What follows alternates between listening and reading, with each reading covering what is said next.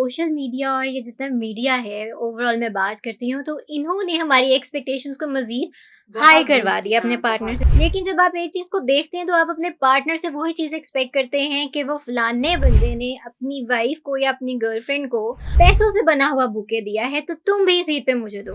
अगर आप ये एक्सपेक्ट करती हैं, चलें ठीक है, ये जेस्चर उनको देना चाहिए और आपको फिर इसी से पता चलेगा कि वो आपसे कितनी मोहब्बत करता है।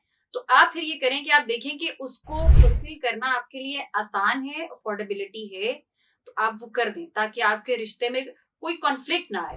आए दिन चलते फिरते मुझे तो लगता है रिलेशनशिप्स बनते हैं और रिलेशनशिप टूट जाते हैं। एग्जैक्टली। लेकिन कुछ लोग ऐसे भी होते हैं जो अपने पार्टनर के साथ बहुत सिंसियर होते हैं। उसने बताया कि एक लड़का मेरे पीछे बड़ा मर रहा है, तो वो कहता है कि मैं, अगर आप मुझे ना मिली तो मैं जहर खा लूंगा, मैं एक बिल्डिंग से कूद जाऊंगा। तो उसने मुझसे बात की। मैंने कहा कि उसको कहो कि हम आपसे मुश्किल काम नहीं करवाएंगे, हम आपसे ये नहीं कहेंगे कि आप जहर खाएं, आप मर सकते हैं, आप बिल्डिंग से कूदेंगे तो आप मर सकते हैं। आप आसान रास्ता इख्तियार करें। वो लड़के शादी करना चाहते हैं, वो आपको इज्जत देते हैं, वो आपसे अकेले में छुप छुप कर नहीं मिलते, वो आपको अकेले कहीं नहीं बुलाते। अच्छा, मेरा ख्याल है सोशल मीडिया और ये जितना मीडिया है ओवरऑल मैं बात करती हूँ तो इन्होंने हमारी एक्सपेक्टेशंस को मज़ीद हाई बहुत करवा बूस्ट दिया किया अपने है, पार्टनर बहुत से। बहुत। जैसे अभी पिछले दिनों ईद के दिनों में ये जो मनी बुकेज का वो आया था कॉन्सेप्ट, एग्जैक्टली। कितना उसके ऊपर उन्होंने क्रिटिसिज्म भी फेस किया कि आप क्या शो करवाना चाह रहे हैं। क्योंकि लड़की तो लड़की है, फीलिंग्स उसकी भी हैं, ट्रू। चाहे वो अफोर्ड कर सकता है, नहीं कर सकता, कर सकती है, नहीं कर सकती। लेकिन जब आप एक चीज़ को देखते हैं तो आप अपने पार्टनर से वही चीज़ एक्सपेक्ट करते हैं कि वो फलाने बंदे ने अपनी वाइफ को या अपनी गर्लफ्रेंड को पैसों से बना हुआ बुके दिया है तो तुम भी इस ईद पे मुझे दो। ट्रू। वो चाहे आप 10-10 के नोट लगा दें। फिर एग्जैक्टली। मेरा तो फिर ये है कि अगर कोई वाइफ आपसे डिमांड कर रही है ना अपने हस्बैंड से कि फलां पर्सन ने जो है वो उसको 5000 का बुके दिया है, तो आप उसकी विश पूरी कर दें 10-10 रुपए लगा के ताकि उसकी विश भी फुलफिल हो जाए और आपकी बीवी भी खुश हो। मतलब ये रियलिस्टिक गोल है। अगर आप ये एक्सपेक्ट करती हैं, चलें ठीक है, ये जेस्चर उनको देना चाहिए और आपको शायद इसी से पता चलेगा कि वो आपसे कितनी मोहब्बत करता है। तो आप फिर ये करें कि आप देखें कि उसको फुलफिल करना आपके लिए आसान है, अफोर्डेबिलिटी है, तो आप वो कर दें ताकि आपके रिश्ते में कोई कॉन्फ्लिक्ट ना आए।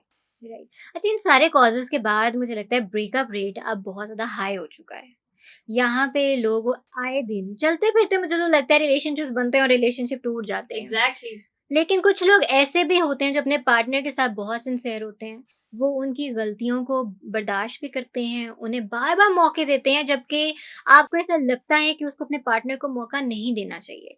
आपके पास इस तरह के केसेस कितने आते हैं, कितनी तादाद में आते हैं जहाँ पे कोई लड़का या लड़की एक-दूसरे के साथ सिंसियर है, पर जो उसका दूसरा पार्टनर है वो बिल्कुल सिंसियर नहीं है। वो जानबूझ के ऐसी हरकतें करता है कि उनके बीच बीच में कॉन्फ्लिक्ट्स बने और उसको मौका मिले लड़की या लड़के के साथ ब्रेकअप करने का। अच्छा, यहाँ पर जो हमारे सोसाइटी में जो ब्रेकअप रेट है ना वो बहुत ज्यादा बढ़ चुका है। हुँ, मतलब मेरे हुँ। पास मेल भी क्लाइंट्स आते हैं, फीमेल्स भी आते हैं।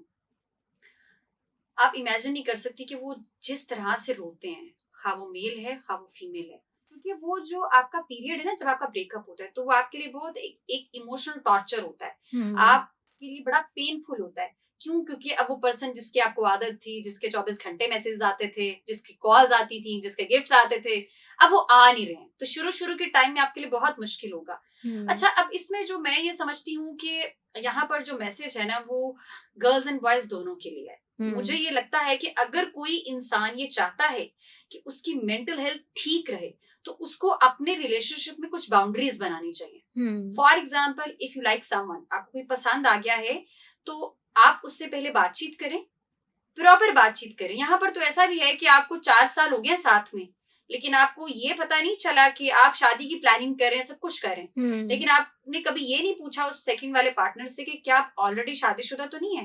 हुँ, ऑलरेडी आप शादीशुदा हैं, आपके बच्चे हैं और आप 4 साल से उस बंदे के साथ है। अब आपको समझ आ रहा है कि मैं तो अनमैरिड हूँ, हुँ, लेकिन मेरे साथ वाला जो पार्टनर है वो तो मैरिड है। लेकिन हुँ, 4 साल में आपका वो कम्युनिकेशन गैप कहाँ पर आया जहां पर आपसे इतना मेजर इंपॉर्टेंट इंफॉर्मेशन जो है वो मिसिंग हो गई। तो हुँ, मुझे लगता है कि जब आप किसी के साथ बॉन्ड बनाते हैं, आपको लगता है कि मैंने इसके साथ सिंसियर रहना है, लॉन्ग टर्म चलना है, तो आप कुछ बाउंड्रीज बनाएं। उन हुँ, बाउंड्रीज में आप अपनी बेसिक चीजें पूछें। फॉर एग्जाम्पल, बाद में सेक्ट के बहुत इशू बनते हैं, हुँ, कास्ट के हुँ, बहुत इश्यूज बनते हैं, फैमिली स्टेटस के बहुत ज्यादा इश्यूज बनते हैं जिसकी वजह से ब्रेकअप हो जाता है। अगर आप सिंसियर हैं तो ये हुँ, चीजें शुरू में आप देखें फैमिली वाइज आपको पता है कि आपकी फैमिली इस तरह के पर्सन को एक्सेप्ट करेगी या नहीं करेगी। तो ये आपको शुरू में डिसाइड करना चाहिए अगर आप चाहते हैं कि बाद में आपका ब्रेकअप ना हो। और उसके साथ साथ आप रियलिस्टिक गोल सेट करें। अगर आपको कोई बंदा पसंद है, आपने उसके साथ शादी करनी है, तो मेरा यह ख्याल है कि अगर आपको यूनिवर्सिटी में कोई अच्छा लग रहा है तो उसके बाद आपको इमीडिएटली अपनी फैमिलीज को एंगेज करना चाहिए। लेकिन हमारे यहाँ क्या होता है कि लड़का लड़की खुद ही डिसाइड कर रहे हैं, खुद ही रिलेशनशिप बन रहा है, फैमिलीज के बिहाफ पर एक दूसरे से बात भी खुद ही कर रहे हैं, खुद ही डिसाइड कर रहे हैं कि कब हमारी जॉब होगी, जब हमारी जॉब होगी हम इंडिपेंडेंट होंगे तो घर में बात करना आसान होगा, तो तब हम जाके बात करेंगे। लेकिन बात तो घर तक पहुंचती नहीं है, बात तो उससे पहले ही एंड हो जाती है। तो वो जब बात एंड होगी, आपके लिए डिफरेंट तरह का ट्रॉमा होगा, ठीक है, दूसरे पर्सन के लिए डिफरेंट होगा। अगर तो एक इंसान जो शुरू से ही सिंसियर नहीं था तो उसके लिए तो कोई मसला नहीं है। लेकिन जो इंसान सिंसियर है, जो लॉयल है, जो उसके साथ चलना चाहता था, जिसे अगले 20 साल की प्लानिंग भी कर रखी थी, ठीक है, उसके लिए ये चीज बहुत ज्यादा मुश्किल होती है। तो फिर लोग जो हैं वो इतने डिप्रेशन में जाते हैं कि अब उनका दिल करता है कि हम सुसाइड अटेम्प्ट कर लें। मैंने ऐसे भी देखे, नहीं वो चाहिए, वो कहीं ना कहीं फिर आपकी जिद भी है, कहीं ना कहीं आपको लगता है कि नहीं मैंने अब कुछ क्लाइंट से भी वर्ड यूज करते हैं कि अब मैंने गुनाह कर लिया है, मैं किसी नामहरम के साथ थी, अब उसने तो मुझसे शादी नहीं की। लेकिन कुछ लड़के इस तरह के होते हैं, वो शुरू में ये बोलते हैं कि हम लोग दोस्त नहीं है, हम लोगों ने शादी करनी है तो मेरी बीवी हो। ये वर्ड्स हैं जो लड़कियों को ट्रैप करते हैं। तो यहाँ पर मेरा ये है कि कभी भी किसी लड़की को तब तक किसी भी रिलेशनशिप में इन्वॉल्व नहीं होना चाहिए अनटिल अनलेस कि एक लड़का जो है वो अपनी फैमिलीज के साथ आपको इंगेज ना करे, अपनी फैमिली को ना भिजवाए। मेरी एक दोस्त थी, उसने बताया कि एक लड़का मेरे पीछे बड़ा मर रहा है, तो वो कहता है कि मैं, अगर आप मुझे ना मिली तो मैं जहर खा लूंगा, मैं एक बिल्डिंग से कूद जाऊंगा। तो उसने मुझसे बात की, मैंने कहा कि उसको कहो कि हम आपसे मुश्किल काम नहीं करवाएंगे, हम आपसे ये नहीं कहेंगे कि आप जहर खाएं, आप मर सकते हैं, आप बिल्डिंग से कूदेंगे तो आप मर सकते हैं, आप आसान रास्ता इख्तियार करें, आप अपने पेरेंट्स को लेके आए, रिश्ता मांगे। जब उस लड़की ने उससे ये बात की कि आप रिश्ता लेके आए और हमारे पेरेंट्स बात करेंगे, तो लड़का गायब हो गया, उसकी मोहब्बत फौरन से खत्म हो गई। ना उसने जहर पीना था, ना उसने ऊपर से कोई छलांग मारनी थी। तो एक ट्रैप करने का तरीका होता है। एक और दोस्त थी, मैंने उसको सेम इसी तरीके से समझाया कि मैं हमेशा हर किसी को ये कहती हूँ, कोई लड़का सिंसियर है या कोई लड़की सिंसियर है, आप उनसे कह के फैमिली को एंगेज करें। आप खुद अम्मा अब्बा ना बने, आप खुद खानदान ना बने, आप अपनी फैमिली को जितनी जल्दी हो सके आप एंगेज करें। क्योंकि यहाँ पर फिर अनफॉर्चुनेटली लड़का कहीं ना कहीं यूज होता है या फिर लड़की कहीं ना कहीं यूज होती है। लड़का है तो वो कहता है कि मैंने उसको फिर इतना इन्वेस्ट किया लेकिन ये मेरे दोस्त के साथ चली गई। लड़की है तो वो कहती है मैंने उसके ऊपर इतना इन्वेस्ट किया लेकिन उसने मुझे फिर भी छोड़ दिया। तो उन सारी चीजों से बचने के लिए बेहतरीन ये हल है कि आप अपनी फैमिलीज को एंगेज करें। मेरी एक दोस्त, मैंने उसे बहुत समझाया, मैंने कहा ये बंदा सिंसियर नहीं है, क्योंकि मुझे उसके सारे मैसेज दिखा रही थी, बता रही थी उसकी कॉल्स ये वो। मैंने उसको बताया, मैंने उसको कहा ये पर्सन आपके साथ सिंसियर नहीं है, आप एक काम करें कि आप इसको कहें कि बस वो पेरेंट्स ले आए, एक दफा बातचीत कर ले, एंगेजमेंट या कोई छोटी मोटी रस्म जो भी है।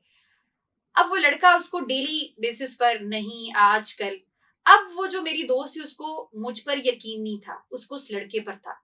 एक वो आज की आपकी ना उम्र भी बहुत कच्ची होती है, जो आपको ऑल द टाइम पैम्पर्ड कर रहा है, जो ऑल द टाइम आपको मोहब्बत प्यार की बातें सुना रहा है, तो आपका जो वो दिमाग का पैटर्न है ना वो उसके साथ ज्यादा अलाइंड होगा एज कम्पेयर टू मैं, कि जिसने आपको सिर्फ आके एक रियलिस्टिक पिक्चर दिखाकर आपको समझाना है। तो मुझे कहती थी कि आप मुझे डराती हैं, हालांकि मैं उसको रियलिटी चेक दिखाती थी। एट द एंड हुआ क्या, 5-6 साल उनका रिलेशनशिप चला, लड़के की शादी पहले हुई, लड़की फिर भी बैठी हुई है कि नहीं मैंने कुछ वजीफे किए हैं, मेरी किसी फलां दोस्त ने वजीफे बताए, दोस्त ने वजीफे बताए। अब वो वजीफे करिए कि उसकी शादी टूटे, अगर उसकी डिवोर्स हो गई तो मैं फिर भी उसके साथ शादी करूंगी।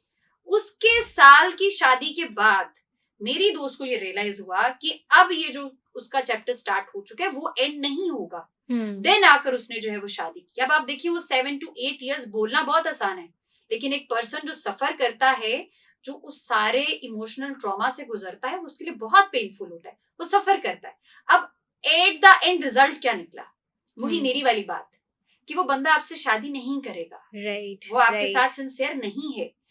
जो लड़के शादी करना चाहते हैं वो आपको इज्जत देते हैं, वो आपसे अकेले में छुप छुप कर नहीं मिलते, वो आपको अकेले कहीं नहीं बुलाते, वो आपको कहते हैं मैं आपके साथ एक ही दफा बैठूंगा, एक ही दफा मिलूंगा, अपनी फैमिली के साथ आऊंगा। मैं ये समझती हूँ कि अगर आपके पेरेंट्स नहीं मानते, अगर आपको पेरेंट्स कह रहे हैं कि अभी आप लोग पढ़ रहे हैं, छोटे हैं, तो फिर आप अपनी पेरेंट्स की बात का बिलीव करें। अगर मोहब्बत को पाना है तो उसके लिए फिर एफर्ट पुट करनी पड़ेगी। एफर्ट पुट करना क्या है? अपनी पढ़ाई पर तवज्जो दें, अपना करियर बिल्ड करें, और उसके बाद आप लोग शादी कर लें। लेकिन हमें आसान रास्ते चाहिए, जहां पर हम किसी को इस्तेमाल कर सकें, और लोग आजकल बहुत इस्तेमाल करते हैं। मेरे क्लिनिक पर समटाइम्स मेरा लिटरली रोने को दिल करता है कि आपका कभी कभी दिल करता है कि जिस पर्सन के बारे में ये मुझे बता रही है हिस्ट्री, आप उसका जाके मुंह नोच लें कि उसने इतना यूज किया होता है। लेकिन एट द एंड आप मुझे खुद बताएं कि एक बंदी एट द एंड, सवाए ये कि वो अपने उस ट्रॉमा के लिए किसी क्लिनिकल साइकोलॉजिस्ट के पास आए, उसे थेरेपीज ले, सेल्फ केयर करे, खुद को ठीक करे, पेरेंट्स को भी नहीं पता कि आपकी बेटी या बेटा किस किस पोजीशन से, किस ट्रॉमा से गुजर रहा है, क्योंकि आपने उनको एंगेज ही नहीं किया। अगर तो आप कहीं ना कहीं फैमिली को एंगेज करते, तो जब आप फैमिली को एंगेज करते फिर वो आपको सपोर्ट करती है। अब घर में सबको पता चल रहा है जी आप वीक हो रहे हैं, आप कुछ खा पी नहीं रहे हैं। मेरे पास रिसेंटली एक क्लाइंट आई थी, उसकी एज जस्ट लाइक 20 थी, और लिटरली शी वाज लाइक, उसको टीबी हो गया। डिप्रेशन के बाद उसको टीबी हो गया, फिर उसको एंजाइटी की टेंशन, और लकीली घर वालों ने उसकी शादी भी तय कर दी। और मतलब अब शादी के फर्दर भी उसको ये है कि मैं गलत हूँ, मेरे हस्बैंड को ये पता होना चाहिए कि I was involve with someone else. तो उसको ये, अब वो एक अल्लाह ताला का खौफ, फिर वो बहुत चीजें हैं कि यहाँ पर जो है वो एक बंदी को या एक पर्सन को, मेल को भी सफर करनी पड़ती है, और वो अकेले सफर करनी पड़ती है। सपोर्ट ग्रुप नहीं है ना आपके पास, आपके किसी फ्रेंड को नहीं पता, आपके किसी कजन को नहीं पता, आपके किसी बहन भाई को नहीं पता, पेरेंट्स को नहीं पता। तो वो जो आपका वो एक पूरा दुख है, वो जिस गम में आप हैं, वो आपको अकेले ही सफर करना है। तो आपके पास एक आखिरी हल बचता है जी, आप हम किसी क्लिनिकल साइकोलॉजिस्ट के पास हैं, पहले कैथारसिस करें, फिर बताएं, फिर हम थेरेपी सेशंस लें, और उसके बाद जो है चीजें जाकर कभी भी भुलाई नहीं जा सकती। हम लोग ऑब्वियसली ट्रीटमेंट करते हैं जितने भी ब्रेकअप्स और जितने भी रिलेशनशिप इश्यूज होते हैं, लेकिन कहीं ना कहीं वो जो एक गम, दर्द वो है ना, वो एग्जिस्ट करता है, उसको भुलाया नहीं जा सकता। तो इसलिए so the choose the wise way, in the best way to involve your family.